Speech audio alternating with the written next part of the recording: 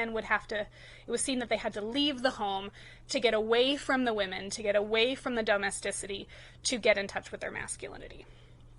And this was seen as being not only something that could help their sense of self and identity, but was perhaps also tied to some sort of spiritual notion of self-help, right? So they may have in fact been trying to deal with issues that, men needed help dealing with, right? If there were some sorts of changes happening in society that, made them question maybe the traditional notion of what it meant like to be a man, that's an important thing to deal with and to talk about.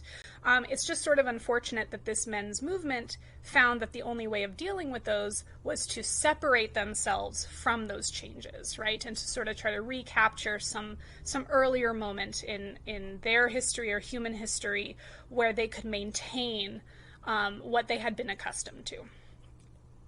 And then later on, this ends up moving into, in the late 80s, early 90s, the Jungian movement from Carl Jung, who was a very well-known psychoanalyst. And this was seen as a reaction against the previously predominant views held by Freud, which we talked a little bit about in our discussion of different theories of gender. And so if we recall, right, Freud, although he allowed for the social construction in a sense of one's gender identity, they don't really talk about one's biological sex, but your gender and sexual orientation are really manifestations, according to Freud, based upon your relationships with your parents, right, or those who have raised you.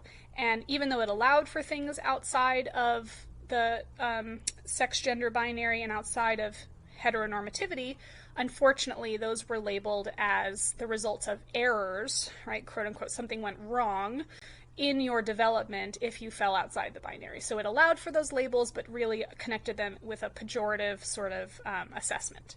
And so the aim of the Jungian movement was to sort of flip this idea on its head and talk about the fact that it's not that, there are these two sets of characteristics and then someone could, move beyond them if something goes awry, but in fact that we all have elements of masculinity and femininity in our unconscious mind, right? So if we're even presuming something like biological essentialism here, right, if we go to the basics of our chromosomes, right, everyone has an X chromosome, right? That's the chromosome that's needed for life. So you're either XX or XY, right? Or unless you have a third chromosome, right? But still, everyone at least has an X chromosome. And so even if we're taking that very basic essentialist understanding here, that X chromosome has traditionally been tied to femininity. And so we can extrapolate from that the idea that whatever we make of the masculine mind or the feminine mind or anything in this arena, we all have those different concepts in ourselves. We have maybe just been socialized to emphasize one or focus on one or allow one to develop more so than the other. And the idea was that focusing or maybe limiting your identity to just one of these sets of concepts could really do great damage to yourself, right? Because you're really blocking part of yourself off and not ever allowing yourself to explore it or come to know what it is or let it inform your life or decisions, right? And so if each person has both of these things, it would be important for us to cultivate both of those components, right? That would be the healthiest way of exploring yourself and reflecting.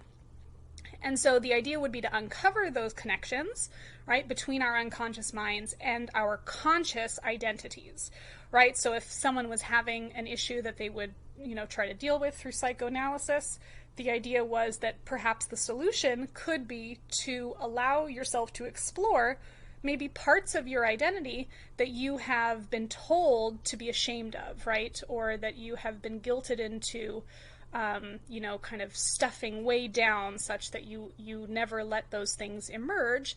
And so that would of course very reasonably lead to difficulties in your life, emotional, psychological, whatever they may be. Right? And so the idea is that you can grow as a person by exploring all elements of your identity and not just focusing on those which maybe society has told you are appropriate, right? In that they, quote unquote, align with your gender or sex. This moves into, in the later 90s, into the gay men's movement, where we see the idea that, again, it's not just enough to talk about masculinity and femininity, even together in the way that Jungian explored, because this is going to have unfortunate implications for individuals who are part of the LGBTQ movement, right? So the idea was that, okay, perhaps everyone has masculine and feminine components, but again, do those things have anything to do with our sexuality, right? And if they do, what is that connection? The presumption again is that we don't just want to assume that if a man is in touch with his quote unquote feminine side, that need to say anything about his sexual orientation, right? So this type of thing.